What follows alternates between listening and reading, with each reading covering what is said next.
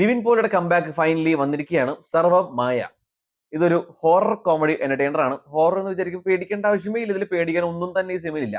ഇതൊരു അന്തിക്കാട് ഫാമിലിയുടെ തന്നെ അഖിൽ സത്യനാണ് സിനിമ എഴുതിയിരിക്കുന്നതും ഡയറക്ട് ചെയ്തിരിക്കുന്നതും എഡിറ്റ് ചെയ്തിരിക്കുന്നതും. അപ്പൊ തന്നെ നിങ്ങൾ ഹൊറർ എന്ന് വിചാരിച്ച് പേടിക്കാൻ പോകുന്നതിന് തെറ്റാണ്. ഇതൊരു ക്യൂട്ട് ഫാമിലി എന്റർടൈനർ ആണ്.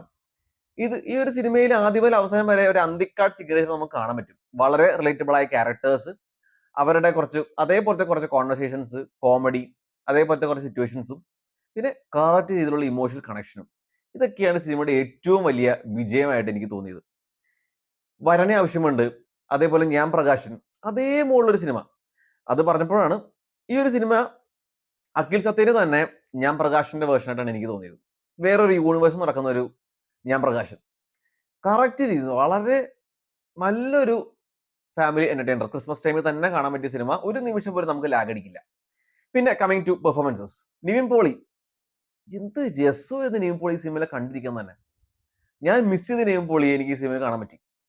കുറച്ച് ഓം ശാന്തി വശാന, കുറച്ച് പ്രേമം, അതേപോലത്തെ കുറച്ച് ഷെയ്ഡുകൾ നമുക്ക് കാണാൻ പറ്റി. അതെന്റെ പ്രത്യേക ഒരു ആശ്വാസം കൊണ്ടുവന്നു. കുറെ കാലങ്ങളായി ഈ ഒരു സംഭവം കണ്ടിട്ട് ഒരു ഫ്രഷ്നസ് ഫീൽ ചെയ്തിട്ട്.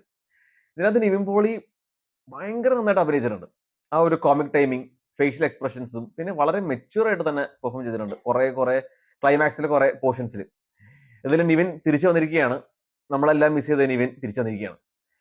അതിന്റെ ഒപ്പം തന്നെ ഈ സിനിമയിൽ ഞെട്ടിച്ച വേറൊരു ക്യാരക്ടറാണ്. അപ്പൊ നിങ്ങൾ വിചാരിക്കും ആ വ്യക്തി ചിലപ്പോൾ അജു വർഗീസ് ആണെന്ന്. പക്ഷെ അല്ല, അജു വർഗീസ് അല്ല, റിയ ഷിബു പോളിയായിരുന്നു, കിടിലൻ.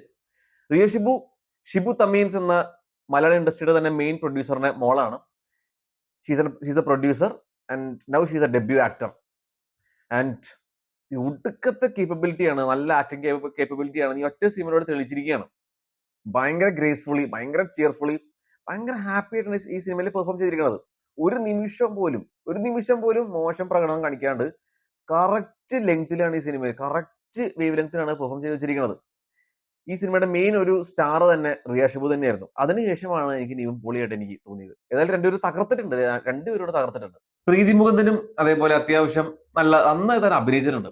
ഇതിലെ റോള് ഒരു ഐ ക്യാൻഡി, ഒരു ലവ് ഇൻട്രസ്റ്റ് റോൾ ആണെങ്കിൽ പോലും ഭയങ്കര കൺവിൻസിംഗ് ആയിട്ട്, ഭയങ്കര നാച്ചുറൽ ആയിട്ട് അഭിനയിച്ചിരിക്കുന്നത്. ഇതിനകത്തും വളരെ നാച്ചുറൽ ആയിട്ട് തന്നെ കിട്ടിയ റോള് ഭംഗിയായിട്ട് ചെയ്തിട്ടുണ്ട്. അതേപോലെ തന്നെ റിയ ഷിബു തന്നെയാണ് സെൽഫ് ഡബ് ചെയ്തത്. അത് വളരെ നല്ല കമന്റബിൾ വർക്ക് ആയിട്ട് തന്നെയാണ് തോന്നിയത്. അതേപോലെ അജു വർഗീസ്, അൽതാഫ്, ജനാർദ്ദനൻ, ഇവർ രണ്ടുപേരും ഈ ഒരു ഫൺ ഫീൽഡ് പടം നല്ല കൂടുതൽ ഫണ്ണാക്കിയിട്ടുണ്ട്. വിഷ്വൽസ് നല്ല ഭംഗിയായിരുന്നു. ഈ ലൊക്കേഷൻസ്, എസ്പെഷ്യലി ആ ഒരു ലൊക്കേഷൻ കാണുന്നതിന് പ്രത്യേക രസം. നല്ല നേച്ചറായിട്ട് കണക്ട് ചെയ്തൊരു ഭയങ്കര ബ്യൂട്ടിഫുൾ ആയ ഒരു പ്ലേസ് ഏറ്റവും ബ്യൂട്ടിഫുൾ ആയിട്ട് തന്നെ ക്യാപ്ചർ ചെയ്തിട്ടുണ്ട്. അതേപോലെ ഇതിലെ ആക്ടേഴ്സിനെ, നിവിനെ ആണെങ്കിലും റിയനെ ആണെങ്കിലും ഇതിലും ഭംഗിയായിട്ട് ഇനി അടുത്ത പടത്തിൽ കാണാൻ പറ്റുമെന്ന് തോന്നുന്നില്ല. അത്രയും ഭംഗിയായിട്ട് ഇതിനകത്ത് അവരെ ക്യാപ്ചർ ചെയ്ത് വെച്ചിട്ടുണ്ട് ഇതിന്റെ സിനിമാറ്റോഗ്രാഫർ. അത്ര രസമായിരുന്നു ഇവരെ ഫ്രെയിമിൽ കാണാനും, ഈ സിനിമയുടെ വിഷ്വൽസ് കാണാനും. കളർ ഗ്രേഡിംഗ് എല്ലാം apt to the tone of the film ആയിരുന്നു. മ്യൂസിക് ബൈ ജസ്റ്റിൻ പ്രഭാകരൻ നല്ല വർക്ക് ചെയ്തിട്ടുണ്ട്. ഈ സിനിമയുടെ ഈണമായിട്ട് ചേർന്ന് അടങ്ങി പോയിട്ടുണ്ടായി. പിന്നെ സിനിമ എഴുതിയിരിക്കുന്നതും ഡയറക്ട് ചെയ്തിരിക്കുന്നതും എഡിറ്ററും എല്ലാം അഖിൽ സത്യനാണ്. So he is the main backbone of the movie. ഈ സിനിമയുടെ പ്ലോട്ട് നമ്മൾ ചെറുതായിട്ട് കേൾക്കുമ്പോൾ നമ്മൾ കുറെ വട്ടം കണ്ട് പഴകിയ ഒരു കഥയാണ്. നമ്മൾ എവിടേക്കൊക്കെയോ കുറെ കണ്ടിട്ടുണ്ട്. ഞാൻ നേരത്തെ പറഞ്ഞല്ലോ, ഞാൻ പ്രകാശിന്റെ വേറൊരു വെർഷനാണ്.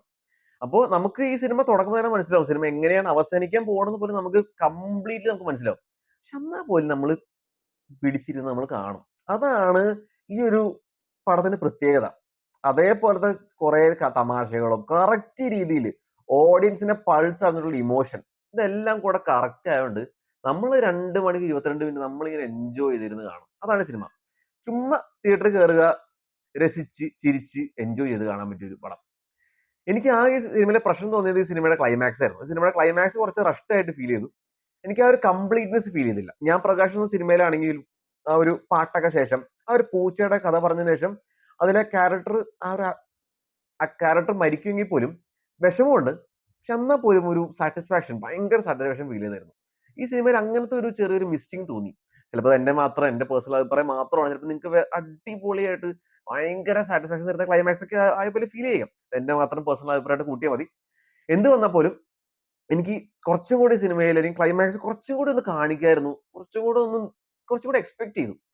അത് മാത്രമേ ഉള്ളൂ. പക്ഷെ എന്നാൽ പോലും ഈ സിനിമ ഓവറോൾ നോക്കുവാണെങ്കിൽ ഈ ക്രിസ്മസ് ടൈമിൽ ഫാമിലി ആയിട്ട് കണ്ടിരിക്കാൻ പറ്റിയ ഒരു ഫൺ ഫിൽ ഗുഡ് കോമഡി എന്റർടൈനർ ആയിട്ടാണ് എനിക്ക് തോന്നിയത്. എനിക്ക് തോന്നുന്നത് ഈ അടുത്തിറങ്ങിയ എല്ലാ ഇപ്പൊ ബോംബാണ്. ഇന്ന് ഇറങ്ങിയ എല്ലാ പടം ബോംബാ. അപ്പൊ ഇത് മാത്രമേ ഉള്ളൂ നല്ലൊരു അഭിപ്രായം കേട്ടത്. അപ്പൊ എന്തായാലും ഇത് ഫാമിലി ആയിട്ട് പോയി ക്രിസ്മസിന് കാണുക. നല്ലൊരു ഗുഡ് ടൈം എൻജോയ് ചെയ്യുക.